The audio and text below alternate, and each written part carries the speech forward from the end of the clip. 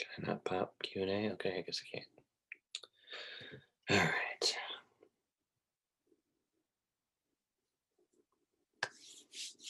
If anybody's got any comps they want to, or any deals, y'all can sell them in the chat, or if you want me to analyze one, you can send me that and we'll analyze it on here.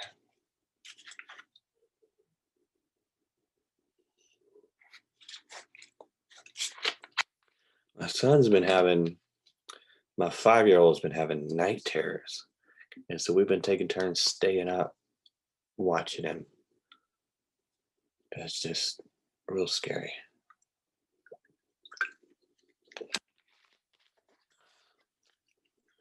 So if I'm tired on here at 7 in the afternoon, that's why.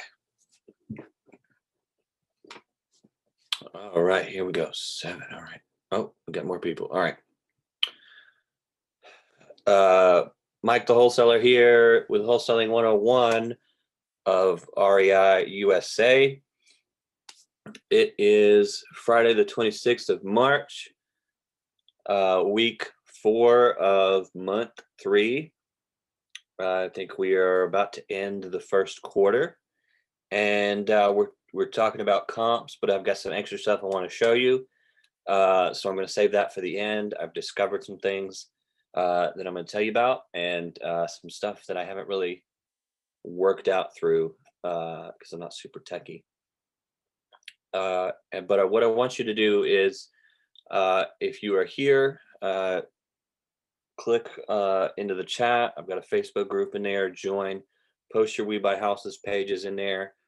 We will like all your stuff. Like everybody else's stuff. Let's rank those pages up and get them enough likes to where when you have the keywords like We Buy Louisiana Houses, that your page comes up first, and it tricks Google, because if Facebook or Twitter or your YouTube video would be best, would rank higher up on Google. And if you're watching this now, go into the chat and let me know what CRM you're using or where you're managing your leads, and then how you're marketing to those leads. And then we'll work out a plan on that. If not, if you're watching this in the future, go to the Facebook group, go to the next Wholesaling 101. These are every week. Or text me and let me know what CRM you're using, and then how you're marketing to those leads, and what list you're using. All right, so here's my group. There's my phone number, my contact, about me, married to an amazing, beautiful, shy wife, 2 crazy kids. There they are. I collect Monopolies. So this is one thing. All right. So I collect Monopolies, and my kid came home with this from McDonald's. And they normally have regular toys, but when they run out of regular toys, they have this, and it's got a little game board here, and that's it. They lost all the other pieces. So if you have an incomplete Monopoly from McDonald's, let me know. I'll pay shipping. If you got an incomplete set and it's got the dice or some other piece, let me know. I'll buy that too. I really need this for my collection. But none of the McDonald's around in the Tri-County area seem to have one, or they're just not telling me. I don't know.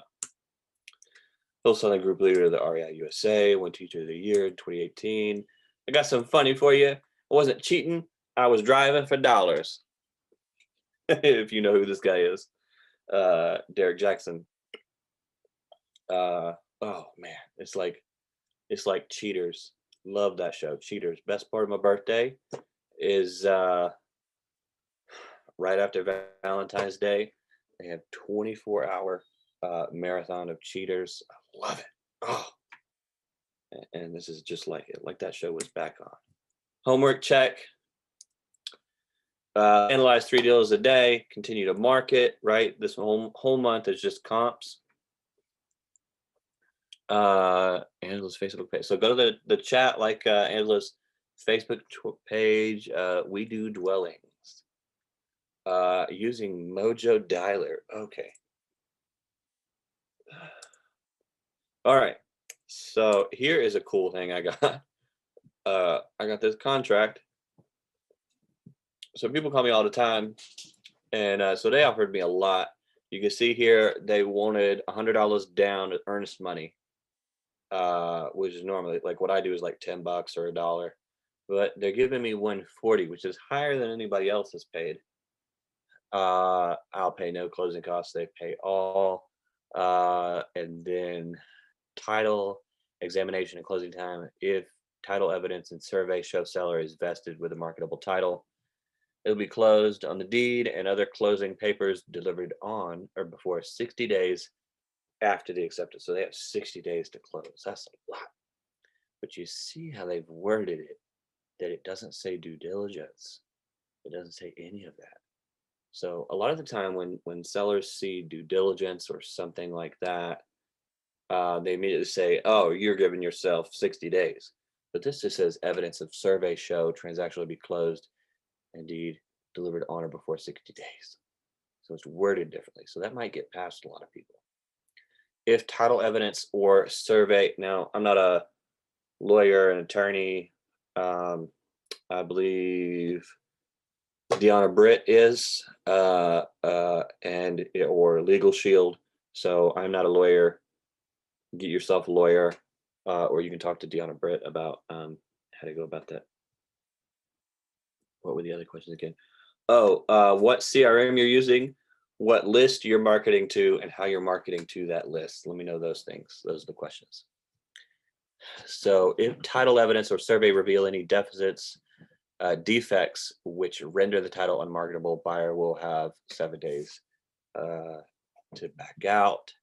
And then it's weird how it says commitment, and it's almost like they whited out this part. And then, so there was something there that they took out. Survey to notify seller and such title defects. If seller, now look here. So this is all grade. Now this was printed out and scanned, and if you notice, it was scanned sort of crooked. Now it's all grayed out. Now here it says if seller, and it's darker than the rest. So there's some changes there. I've actually sent a document to a seller one time, and they sent it back to me and converted it to a Word document and changed some things. So they've probably gotten this and have changed it. Convey to buyer marketable title. Seller agrees to deliver the property in its present condition, buying it as is. Right. Okay. Now here's the thing. I've got a tenant in here paying $1,100 a month, and it says occupancy. Seller represents that there are no parties in occupancy other than the seller. I don't live there at all. So by signing this, I'm immediately kicking out that tenant, which is crazy for that to do that to somebody. Buyer will be given occupancy at closing, which is any time that they want within 60 days. Default and attorney fee. If buyer defaults on this agreement, all deposits, any claim go to me. Access to the property. Seller shall make the property reasonably accessible to the buyer, buyers, partners, agents, assignees, contractors, surveyors, lenders, appraisers prior to closing.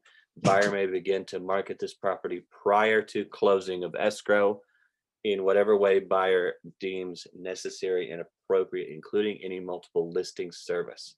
Agreement subject to satisfy inspection of property by the buyer. So they get access to the property before closing. They also get the ability to market the property, including the listing service or any listing service, and can basically sell the property. But it words it in a way where it doesn't seem like that's what they're doing to the average seller. Additional terms, none. There are no other agreements. And then they sign it. And this is a name. Or maybe it's LLC.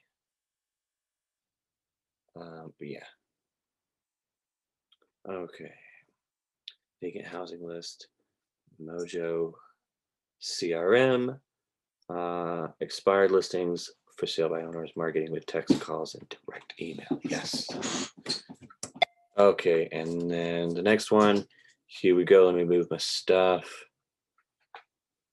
over here. Okay, so this is the other one that I got, 115. Obviously not as much on the same property, I think. Yeah. Remedy Group will submit a purchase and sale agreement. Now this one was worded as a normally, like on an apartment complex, you'll do what's called a letter that you are wanting to buy it, a letter of wanting to get it, and that's what this is. It was not an actual purchase agreement, and you can see they haven't signed it. Letter of intent is acceptable. Please indicate by signing this duplicate original of this letter, and then they'll send me the actual agreement because they don't want me to see all of this. So the reason I'm showing you this is so you can put these things into your agreements. Now, check with your closing attorney, as I'm not an attorney, but these would be some cool things to say, hey, can you add this to the agreement? And then they can word it all in a similar way, but they'll also know stuff specific to your state. If anything's got to be changed, they'll know and they'll add the changes in there. Time frame, 5 business days. Okay, so she's probably the actual buyer. 42 hours of the effective date of this agreement, buyer will deposit earnest money in the amount of 100 to the title company escrow after the inspection period. So there's an inspection period on here, and I don't know when that inspection period is, which is kind of weird. Assignment. This letter of intent may be assigned and shall be binding upon the insured. So yeah, everybody's wanting to sell it. Okay. Now, here's the big news. I found an RSS Craigslist alternative. So, as you know, we were doing the Craigslist where as soon as it would pop up in the RSS feed on Craigslist, it would pop into Podio, and that they've gotten rid of the RSS feed because people have abused it. And what they've been doing is instead of getting houses or anything like that or buying stuff, they've been going into the job application area of Craigslist, and they've been just stealing other people are applying or putting their resumes up, and they've just been taking all of those people in, and then they send those. They're trying to wholesale those to companies and get a cut from the company for connecting them with the resume. And obviously that's wrong. So, they should just go directly, that company should go directly to Craigslist if that's what they want. You're trying to make money, which is crazy. So they've removed that. So I found what's called a scraper. So right here, RSS no more, 5 filters. We have a feed creator tool, which is a scraper. And I found this on Reddit, and then on here it is. And so I've gone to Craigslist right here, and I've put in my negative keywords, financing beautiful. You can add up to 15. I am in Atlanta, housing, all Atlanta, real estate for sale. And you can see I've got, I need to remove this one. And do you need consistent cheap properties? Like, shouldn't be in there. I don't know why people do that. And then you go to you take the up here, this thing right here, and you go into the feed here into the URL. Now, I'm not good with tech stuff. I've got a Mac, but you put in these item title selector so they can further filter it. It seems like, and you can only get 20 items, I think, in the preview. So in the preview here, what I get is this over here. And we can compare that. Do you need consistent cheap properties? Bam, right there. Now, in here, the guy says RSS feed, and I believe he's going to Podio. Scammed on Craigslist apartments. Is it safe to do porch pickup when giving away things for free? Let's see. So here, my boys, they're fighting one minute and then hugging each other the next. So here it is, that actual feed. The function appears to have been removed. And you know what? I'm going to put this in here so y'all can read it. There's now, if there's anybody more tech savvy than I am and understands this stuff, let me know, because I'll gladly have you on here one week and explain this. So what I need to eventually get is to have this. Oh, and then it converts it to a feed. Okay. So once it converts it to an RSS feed, we're good. That's my Mac. It thinks it's the news. So RSS feed, subscribe, service shortcuts.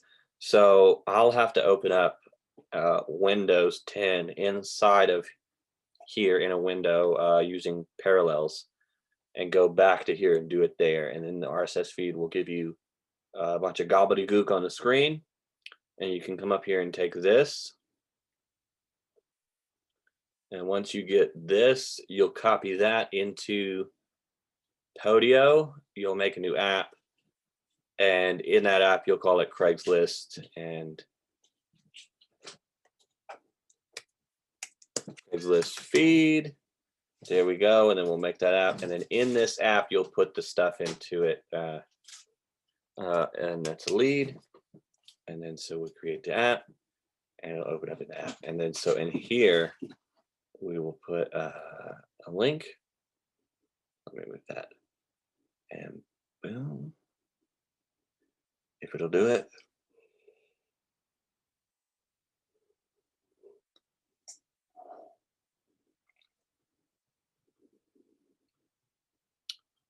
What is going on? Are you going somewhere? Yeah, well, yeah. I want to stay on the page. I want you to click done. Okay. There we go. So you go to the Craigslist applet, and if I can click on it, you go in here to integration, and then you'll go to RSS feed, and you'll put it in there. Because Craigslist currently doesn't work with Zapier or any of that other stuff, so that's what you'll have to do. But it is called, it links it to myself, but I think it's createfeed.5filters.org. I'll copy that and put that in down there. Now, of course, I think at some point this is going to cost money, which is fine for me because they're just scraping. Now, this might be able to scrape other things too, like Facebook, possibly, because it just takes a website, a URL, URL list, a web page, and converts that into a feed. So it can scrape anything, really.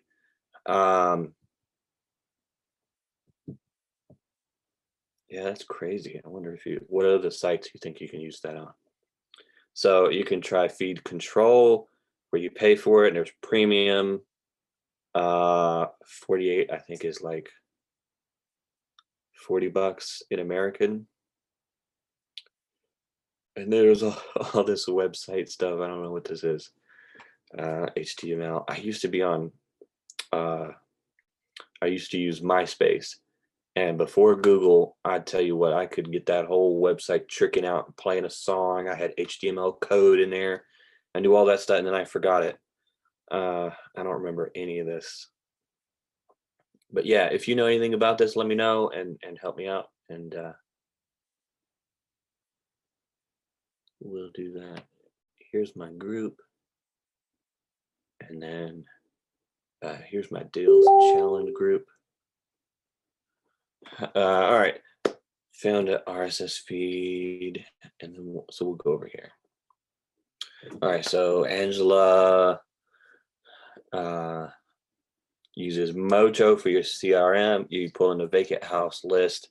You're starting on expired listings and FSBOs, marketing, text, calls, and direct mail. So I assume you're pulling the vacant houses, the expired listings, and the FSBOs from Mojo, which is a good deal. And then Mojo, you're sending the calls. Who are you sending the texts with? Are you doing that through Mojo? Do they do that now? And who are you using for the direct mail? And yeah, because I didn't know Mojo was a full service CRM. I thought all they did was just make calls, but that is definitely the way to go. So Sly text for texting. Okay. All right. And then so how are the numbers looking on that? So how big is the list? Like how many leads are in it? And have you gotten anybody that's been like, yeah, I want to sell it? And out of those people that do want to sell, how many of them seem motivated to sell it? And so, what I do with my team is we, for about 4 hours a day, because they've got other jobs, we'll make calls. The text will go out on a text campaign. So I'm sure you can do that in Sly Text. I use that other one, Batch Driven. And there's a couple other ones that do a campaign where it'll just send them off every 2 days. So I do that for texting. The calls, you're going to be making them, or people on your team that are working with you. And then direct mail is really the question. Let me know what your numbers are and how people are responding to you. And then you should be getting some good leads in there. I mean, vacant house is pretty, a really, really good list. It's absentee owner, but the house is also vacant, so they're pretty motivated to sell it.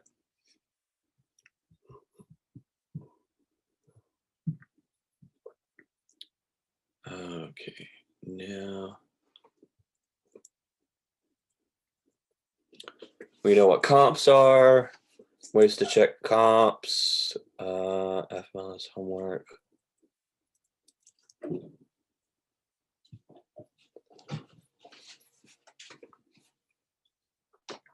All right, and where are you located again, Angela? And I'll put some comps wherever you're at.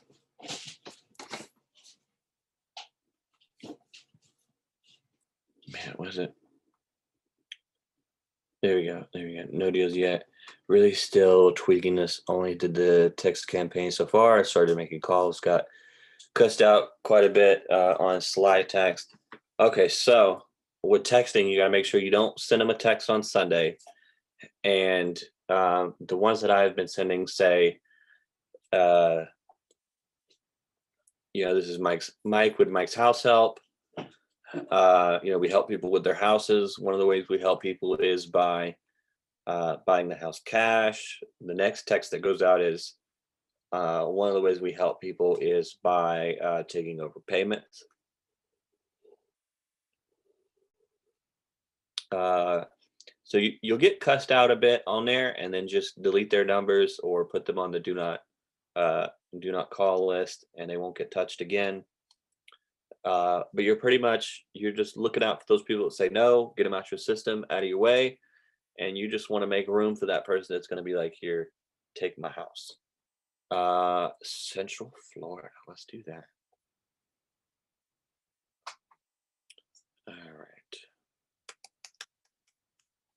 Florida. Okay, so here we are, Orlando. Now I was in Orlando for a while.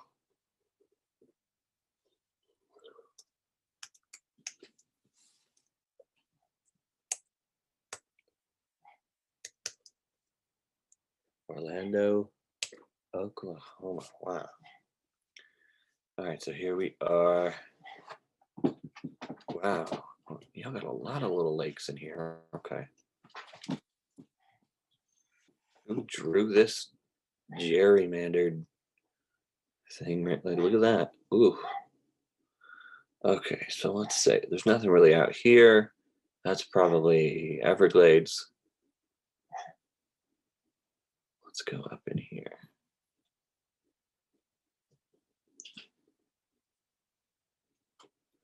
I would pick a day just out of the week, the one day that you just make calls, preferably an off day. And one week you want to do it from like 9 in the morning.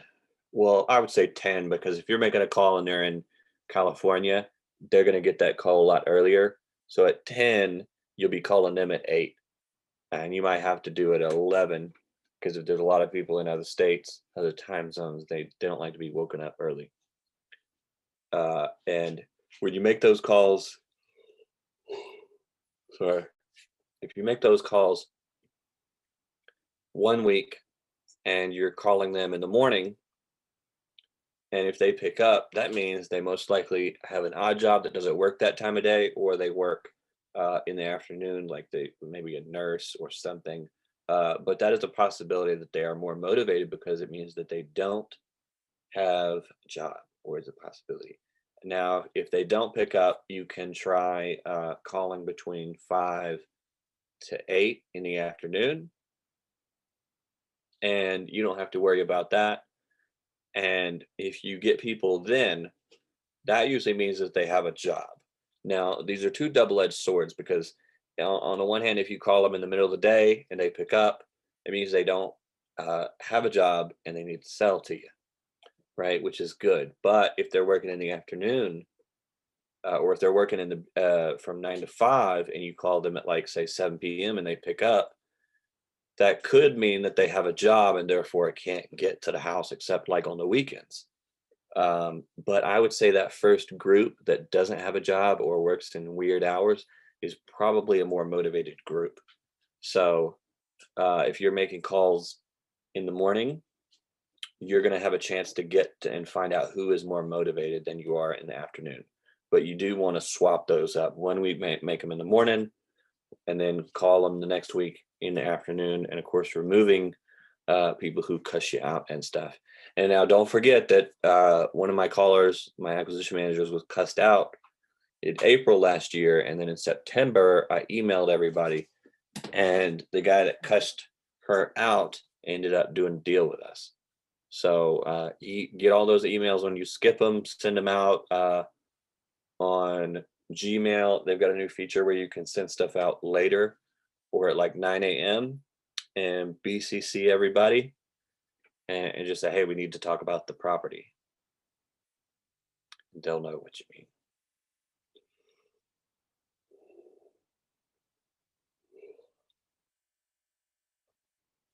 All right, so let's go in here.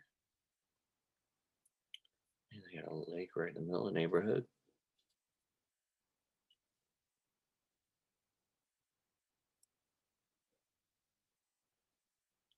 Let's go right in here. This one's got a lot of cops.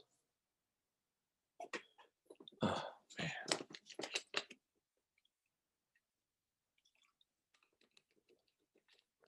Man, it's like I live there. Oh, they got a little thing in the lake. There's a park in the lake. Let's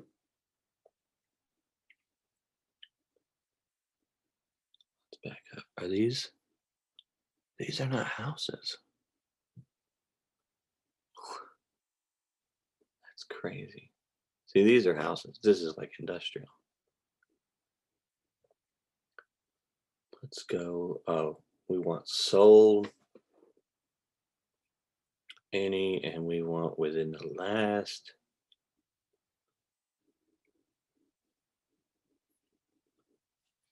Let's do 90 days. 90 days, yeah, 90 days is it. All right, so here we go. Let's see. This is our house right here. Now, this one is valued in at Pine Street, looking nice. Sold last year. Nope, that's not it. We want, where was that house? Oh my gosh.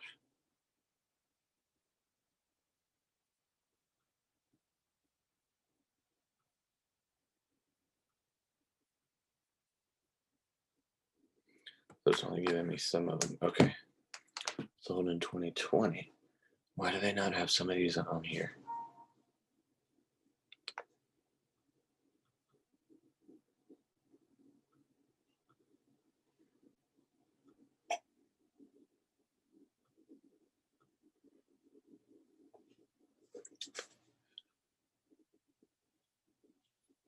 Okay.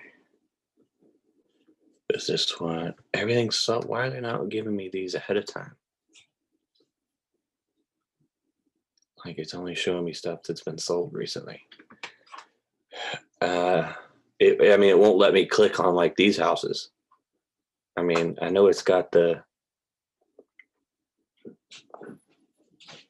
So let me say any. All right. So let's go here. On this one right here. And this one sold too long ago. Let's see when it sold. So now I had a property here. I had a lot under contract. And the problem with it is the seller was selling it on Zillow at a price. Now I had it lower than that price. But the problem is that, it had their phone number up on it. So people could just go and, so I had to back out of that one unless they take it down. So if you see it for sale right here, that's a big red flag. Because if you go to market a property to a buyer, first thing they're going to do is look up the Zillow listing. If they see on there, oh, we can get it from the seller at half their price, they're going to call the seller up and go around you. And you can't have that. Sold in 2013 for $27,000. And it sold here. That's probably from foreclosure, possibly. I don't know if they're a non-disclosure state, but that's something to think about. All right, so 807 East Pine, it's a 4.5. So let's go up here, and it's East Pine, East. Did I click on it up here? Oh, it's down here. It's one of these, East Pine. East Pine. So we got to go in this area. All right, so sold. Let's go back to more, and we'll click on any in the last 30 days.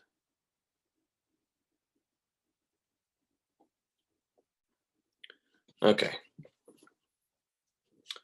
All right, East Pine right there. So in the last 30 days, let's look at what we got.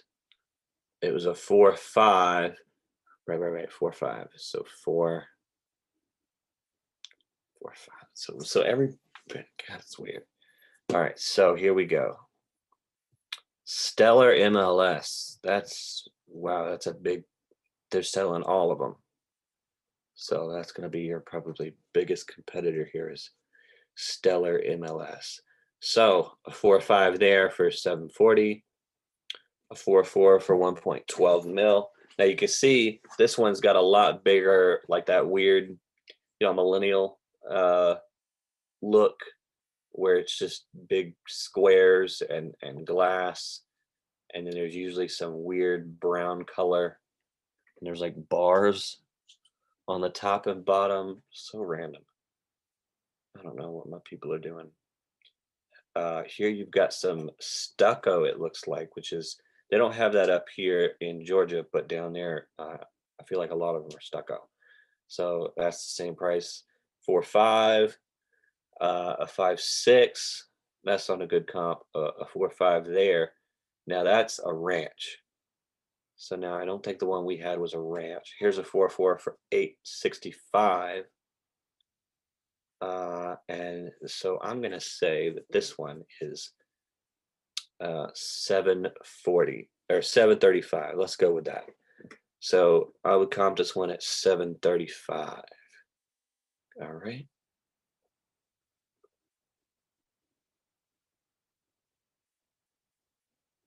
Now let's go in here.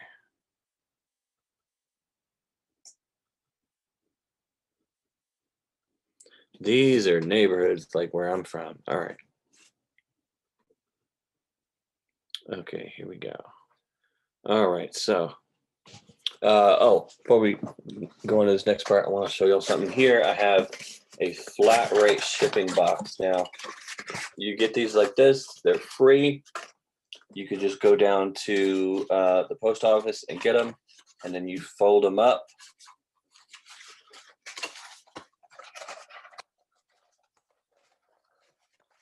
Put something in here, and then you peel that off and you stick it, and it's this box.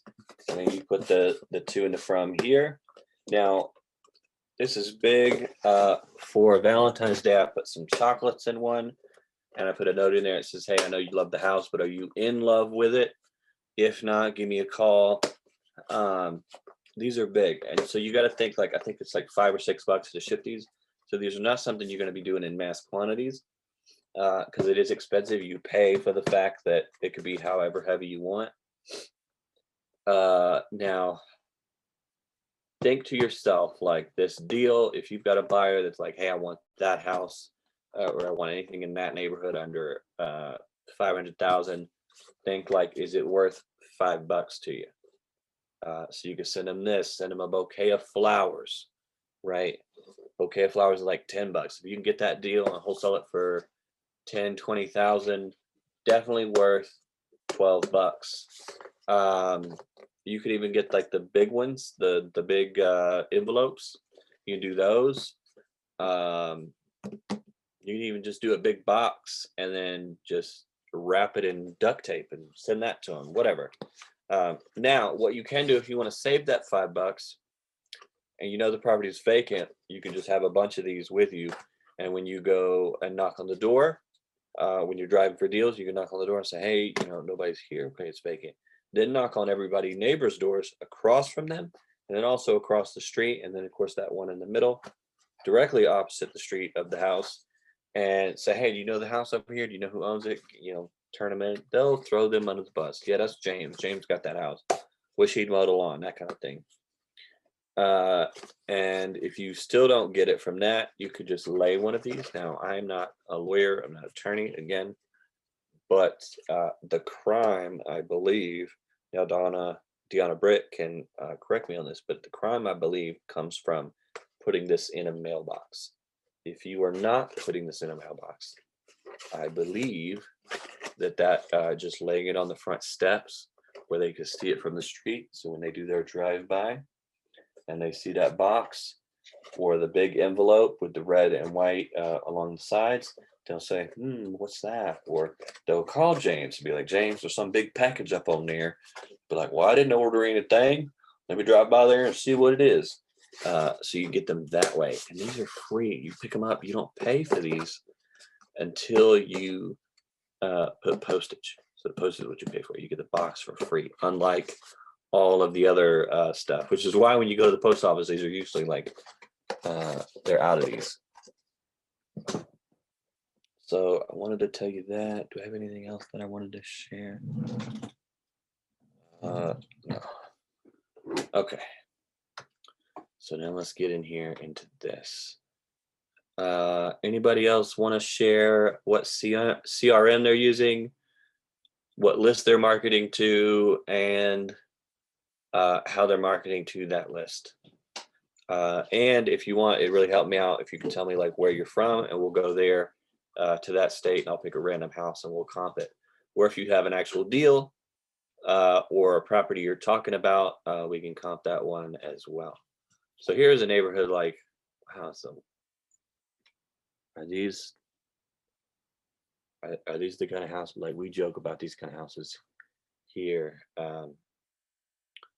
where they're like within spitting distance. They're like from the Flintstones movie. You go into that, remember that movie where the guy was making these little box houses that were like 800 square feet, and he was just chucking them into this neighborhood, and they were going to sell them to people, and it was wrong. Well, they do that here all the time, and it's like there's no windows on the sides of the houses, because if there were, you could reach out the side of the house and just spit on the one next to you. That's how close they are. You got to have distance. I say that all the time. You say that all the time. And so we like houses, me and my wife here like houses where they're at least a half acre apart. Like, you got some distance, right? You got some privacy, some trees in between you. But look at this. These are close. Maybe I'm just not looking at it right, but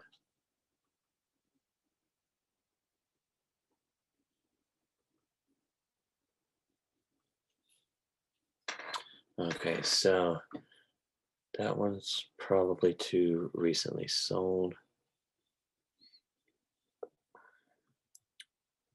Man, look at all of these.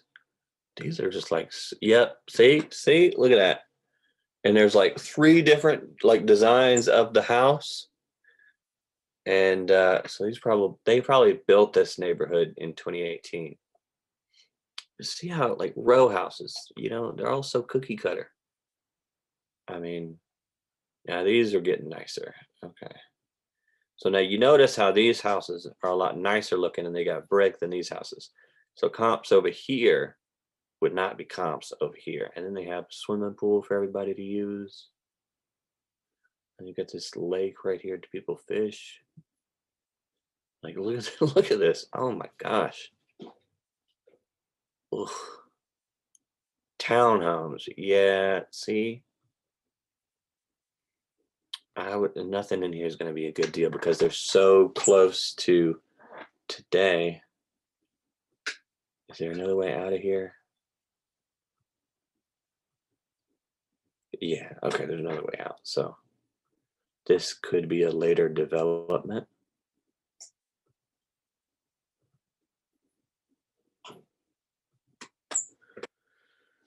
Maybe not. Oh, yep.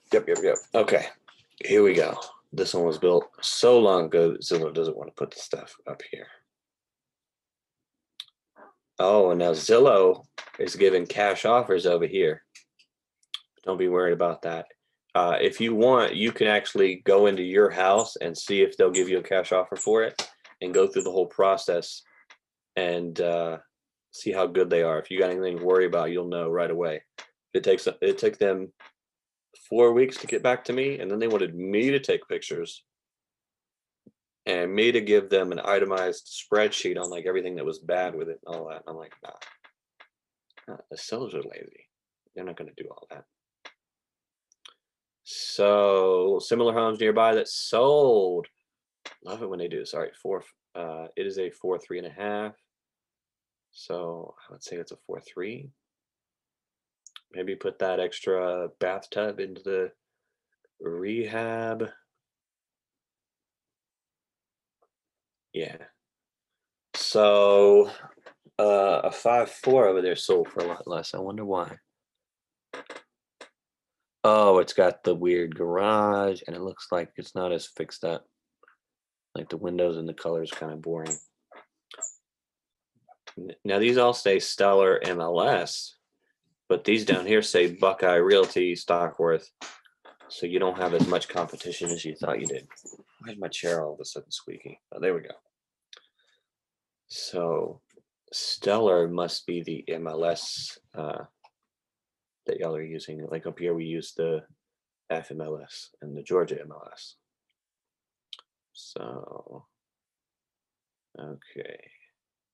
168 per square foot. Average sold price is 463. So I would say add in a bathtub to make this a full bath. So it's a 4.4. The lowest comp we got here is this one. Now you see this one's got 3, 3, 3.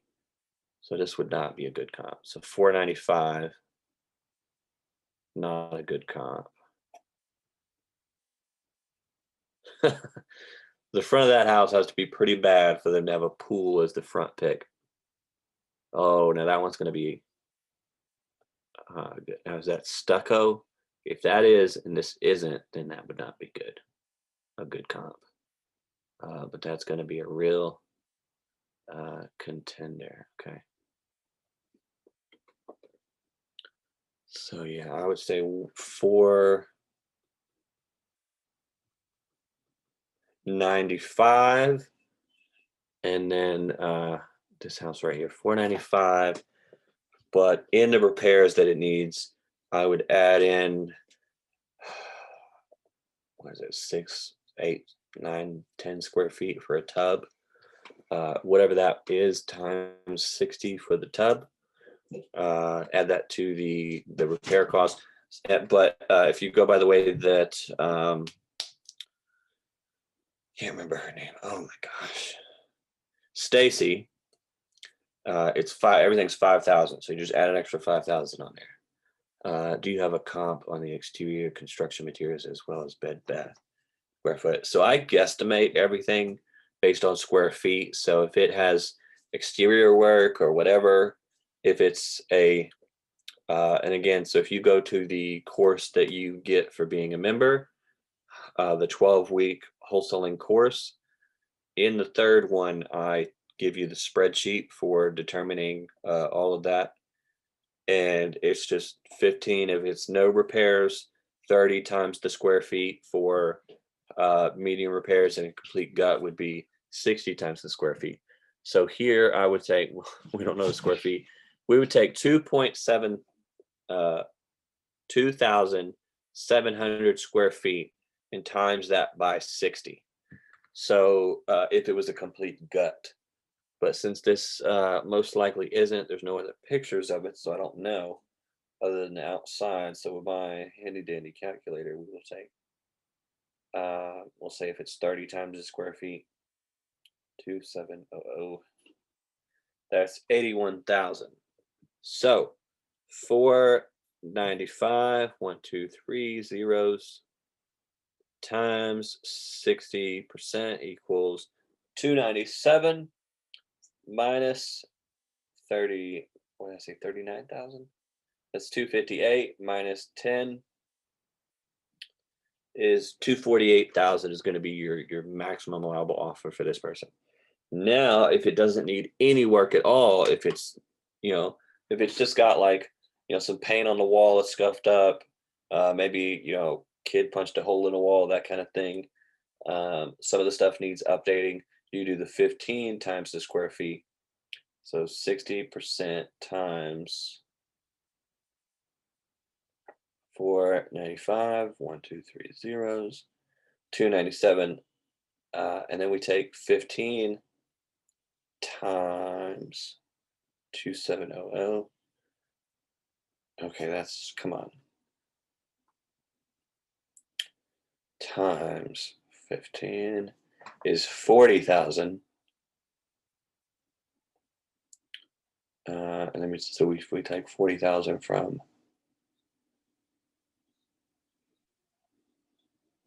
that, gives us 256.5. So and that will just guesstimate or over guesstimate what the price is of that. Now, Bigger Pockets has a book, I believe. Maybe it's on Audible. You may have to buy it off their site. It may be free, I think, with the premium, so you get premium for a month. But they have a book called Estimating. The book on estimating rehab and repair costs, and the guy is from Atlanta, so it uses Atlanta prices for most of it, or when he wrote the book he was in Atlanta, so you'll have to convert that from Atlanta if you're not, but he literally gives the price per shingle. So in order to buy a shingle, he took the cost of a whole roof, the price for the shingles, the price for the labor, took that, how many shingles he had, how long it took to put them up there, and comes out with a price per shingle. So he has a price per square foot of tile and what you should be paying. But us as wholesalers can turn around and use that. But I wouldn't go that in depth, because I would just, do it as a quick comp and move on. Now, if I was keeping this one and I was actually going to flip it and rehab it, then I would pull that book out, and I mean, it will, you'll have yarn. I mean, you'll be there for hours calculating stuff, and you can get right down to it on how much you can offer them. But in my opinion, having a more accurate price doesn't really matter. What matters is the seller motivated? Are they going to come down? Just get them to come down. If they come down way below whatever number you've guesstimated, all of that other math doesn't matter. Because at the end of the day, you're going to do all this work to get down this most accurate maximum allowable offer, and then you find out the seller wants 50,000 more than what you want to give them. So you just did all that extra work for nothing.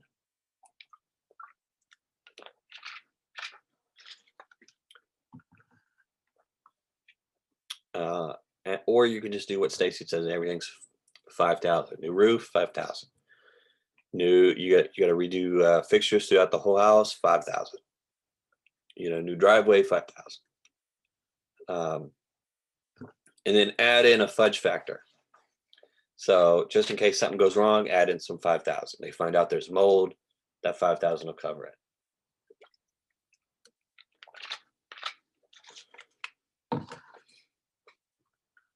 All right, nobody else? Everybody's in Florida or Atlanta? I got family. I went to Tampa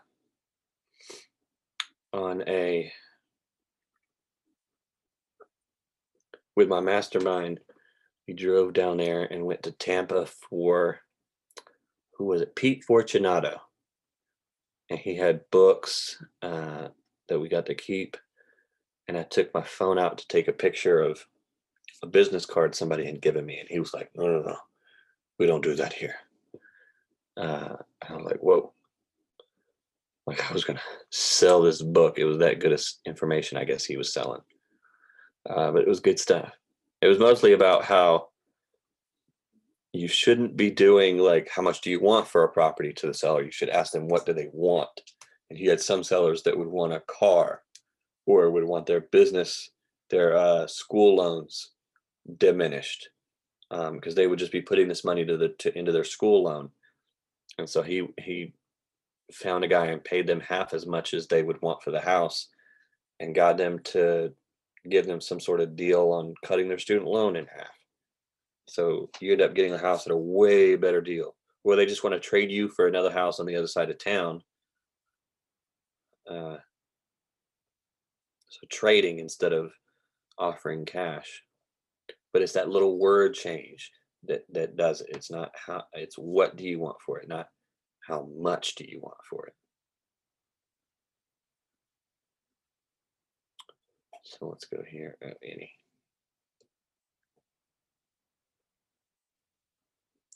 It was so hot down there in Tampa, but the thing was, it didn't like here in Georgia, like it goes down to your bones. It's like takes you out. But down there it was hot, but it didn't bother me. Let's zoom in here and we'll look. See, this is nice. They don't have any of this in Georgia. None of that like square, nice symmetry. Everything just gerrymanders. Okay. So let's go over here and we'll pull one more lead. So if I'm looking at this, a bunch of lakefront property. There we go. If we go in here,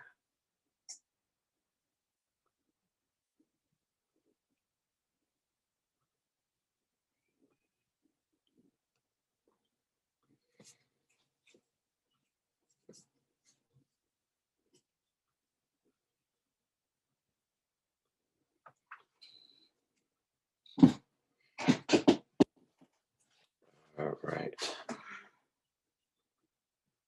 So let's get this house right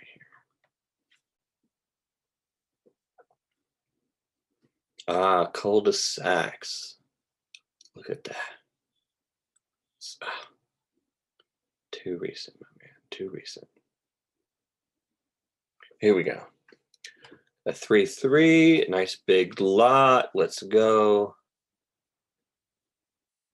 All right.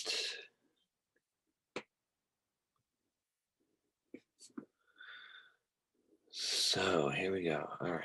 And that's a 3-3. Let's go up here. Bed and bath. 3-3.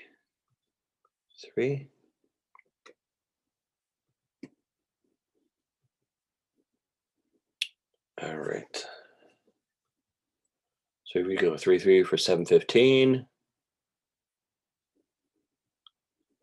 And everything's more than that. Okay. Let's do, you can click on this. Use exact match. All right. So 3-3, 3-3. Now, why did these sell so little? Where are these at? Does it show me? Does it light up?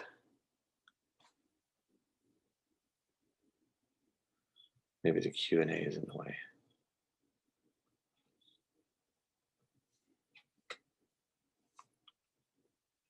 Oh yeah, these are way over here. Okay. So that's why. Yeah, there's just not a whole lot of comps for that. All right. So now what if we don't use exact match and we add whatever extra bed and bath we need to get it up to like a 5.7? That's well, see, that's right on the lake. And this one ain't. So that's not whoa.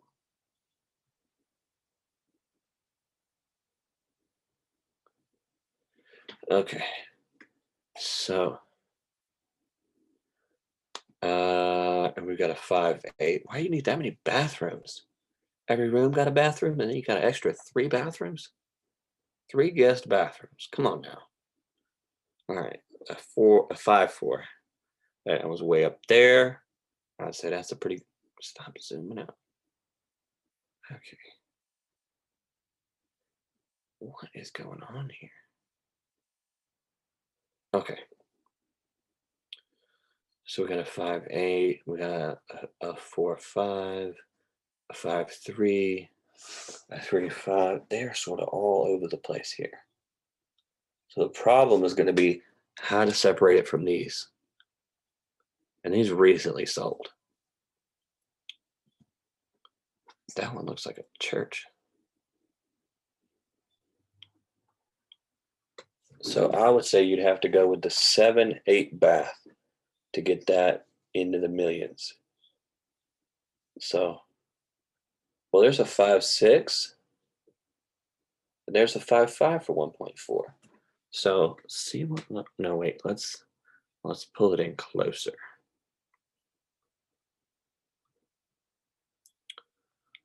So we got a 5.7 for 2 mil, a 5.8 for 3 mil, and see, there's a 5.3.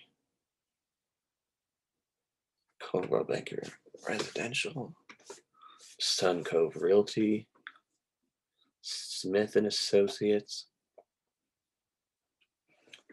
So I would have to drive by these, like, definitely. So how to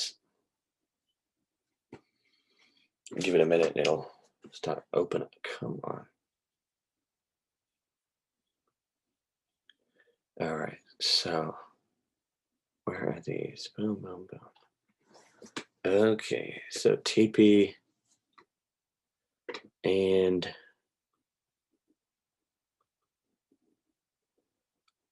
Los Silas de Avila. Los Silas. So TP, that's a weird name, and Los Silas. All right, let's go. TP Drive, Orlando.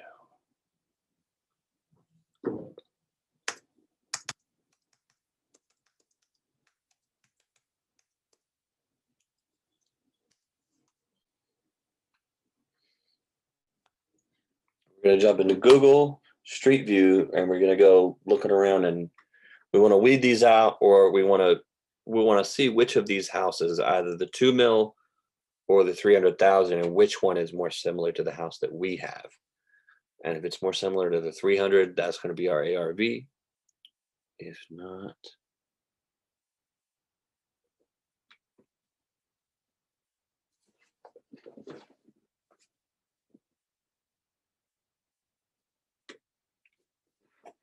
oh, it's taking a while.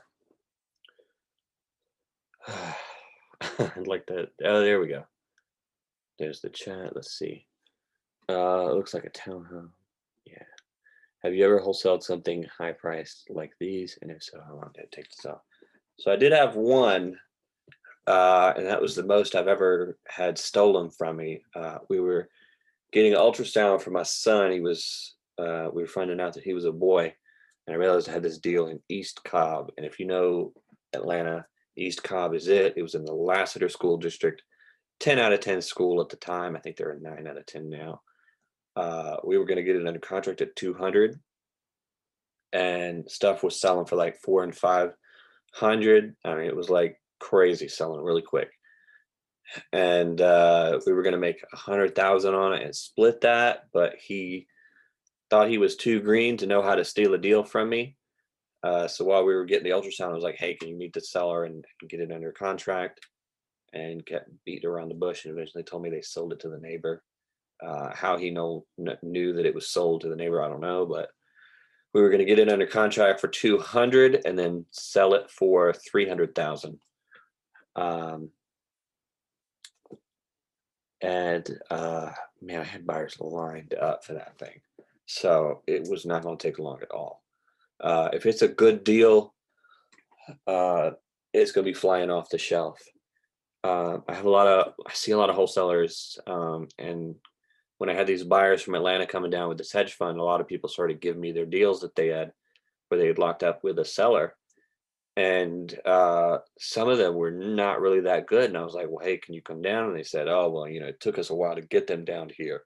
And I'm like, well, it's not really that good of a deal. Like, they might not buy it. And they said, well, I've tried to get other people to buy it. And I'm like, well, if other people aren't wanting the deal, where they're giving you offers lower than what you are selling it at, you need to think about going back to the seller and getting it lower. I mean, it's a seller mindset. That's a poor people mindset, but a seller mindset. Definitely not a business mindset of, this house is worth more, therefore I'm going to see if I can sell it to somebody. House is only worth what somebody is willing to pay for it. So if they're not willing to pay for it at your price that you're selling it at, you need to get it at a lower price or drop the deal and move on and deal with somebody who is willing to give you a deal at a lower price. How's it going with the hedge fund? I have a couple working on with also.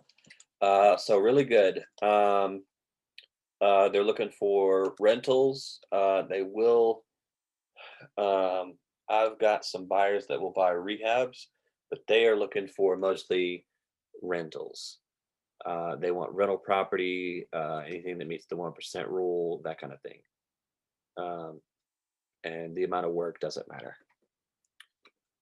But there needs to be a structure, so they don't do tear downs or rebuilds.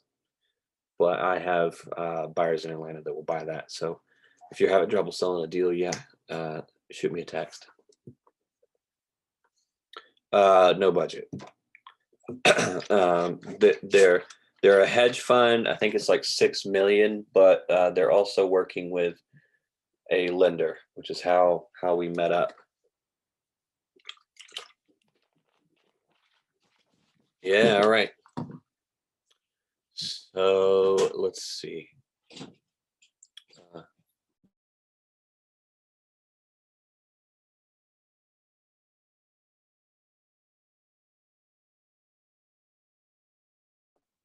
No. I mean, no max price. So it's still got to meet the 1% rule. So if the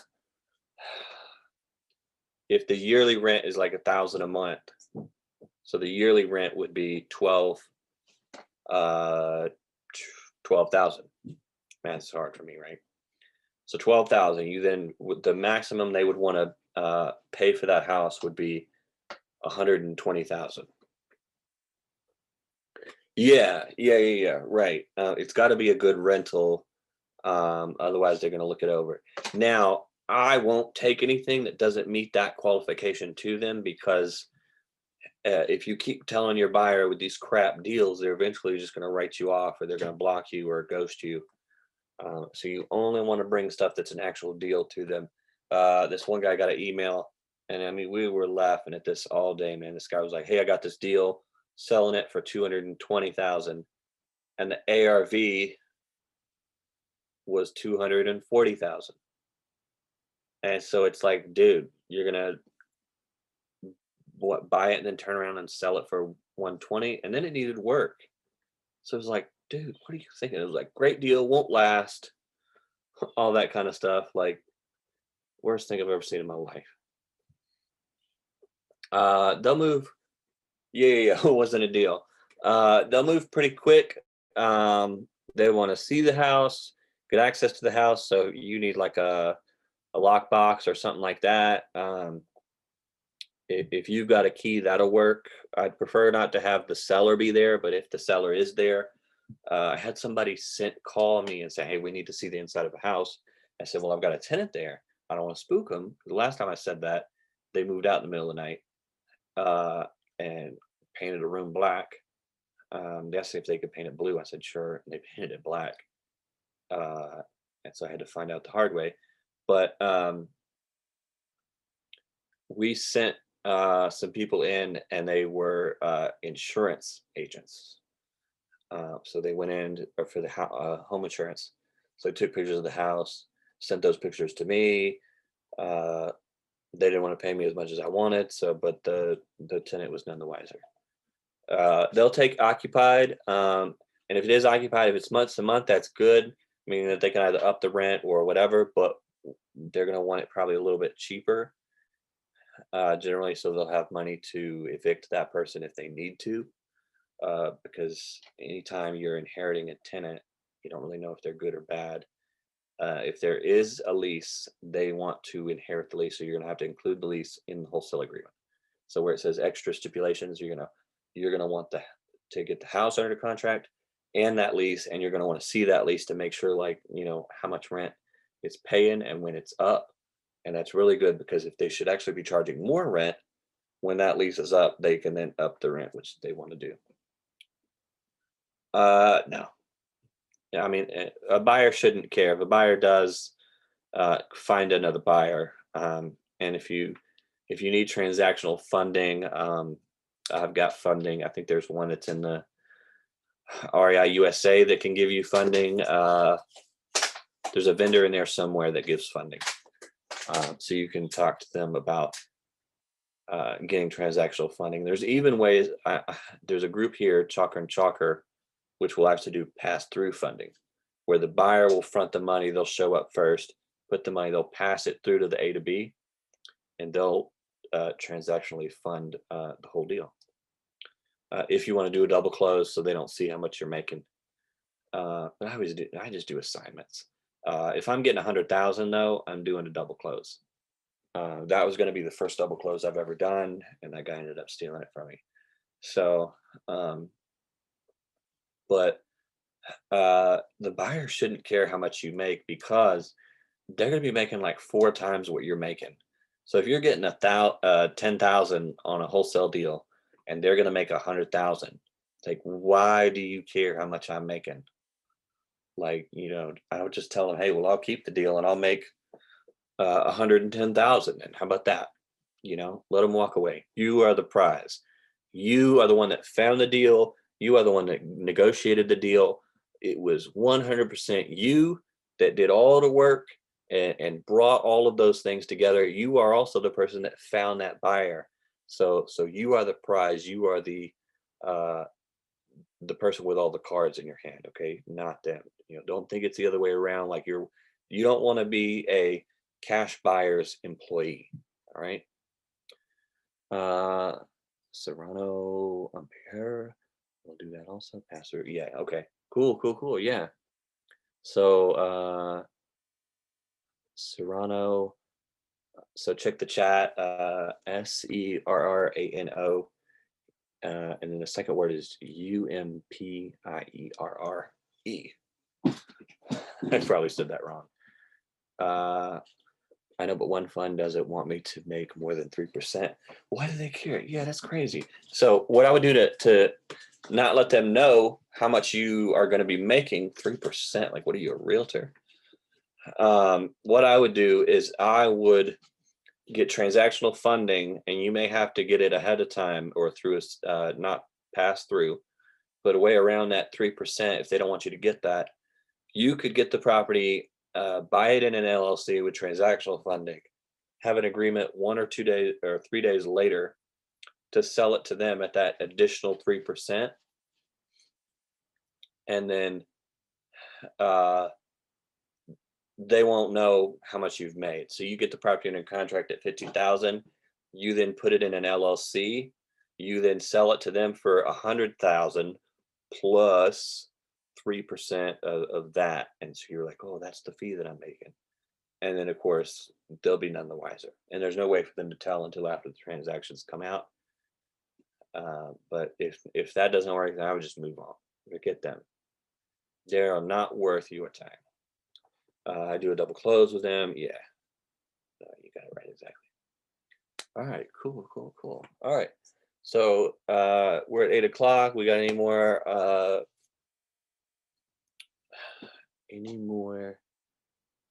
questions? Let me know. Let me move this over.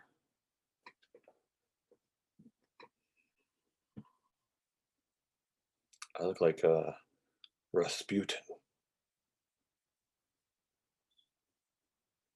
I'm just seeing how long I can grow it.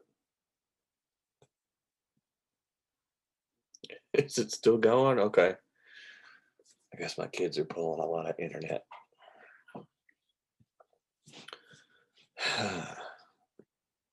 So I'm trying to see what next month is going to be. So, I won't see you on April 1st unless you're like friends with me on Facebook. But on April 1st, here's what I do. Ghost ads, everybody hates them, right? I'm going to post a deal so good in my area, in my county, probably Powder Springs, and I'm going to post it for sale, maybe Austell, and it's going to be really good, but not too good to be true. It's going to be like a 3-2. I'm going to have it at a great price. Needs a little work, a little bit of work. Great ARV in a community where normally realtors take over, and I'm going to do it on April 1st, and people are still going to fall for it, and they're going to give me their emails and their contact info. I'm going to snatch them up, add them up a buyer's list. And last year, halfway through, I went, April Fools, haha, gotcha. People then commented below and were like giving their emails. Contact me at whatever We Buy Houses group, platinum group, equity group.com, all that stuff. So the one day a year you can get away with that and legitimately add people to your buyers lists. And if you see me doing it, and I got houses in your area, and it's in your area, like if you see somebody else doing that, or another deal on Facebook where they're like, hey, I got this deal here, and that's the deal in your area that you're working, steal all those buyers too. You can actually hit the 3 dots up in the corner and hit send me notifications. So you don't actually have to comment like F or following or share.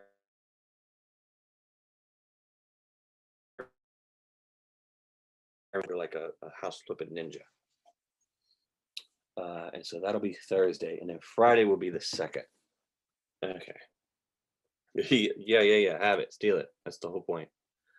So let's go in here. What is next month? Driving for deals. All right. Let's see if I can do this on my iPad. I might do this one from the car. But yeah, driving for deals. All right. Yeah. It's gonna be fun. I love driving for deals. So that's what I'm going to be talking about next month. If you have anything else you want me to cover, or you want me to bring on anybody in particular, I'm looking for a realtor who also wholesales, to bring them on to show people how to get a license, the rules with getting a license as it pertains to wholesaling, and where to with if you also want to wholesale. And then the added benefit that they can give is they can recruit people here, I guess, into their brokerage, and y'all can get your licenses. I've asked Stacy. I think Stacy tagged somebody, but it was just too late. It came in the last minute today. But if you know anybody like that, I'd love to have them on, not next week, but the week after that, because I think that'd be some good information for y'all to have. If you got anything else you want me to cover, let me know. Yeah, so I don't think you need a license, but the way that I think about it is that if you don't want a license, you directly have to tell the seller, like, hey, I've got a license, but don't worry about it. And these hillbillies out here can't get through that. They think I'm a realtor. And I don't want to be on a record somewhere. I want to be like invisible. I don't want nobody to know that I was there flipping that house or flipping that house. But she can talk about that, because when you become a realtor, you get on a list, and you can literally buy a list for like $100, so you get a CD with everybody that has had a realtor's license before. So yeah, and so you can buy that list from like 2018, and even though you're not a realtor anymore, I can still find that you were a realtor at one point and give you a call. I just don't want to be on the list anywhere. But they can explain more about it and the benefits and good things to it. So, yeah, I'd like to have somebody on, and maybe there's more good to it than bad, and I might get me a realtor's license too. So, uh, if there's no more questions, I think I'll end it here, and I'll see y'all next week for some driving for deals. All right. I'll see you next week.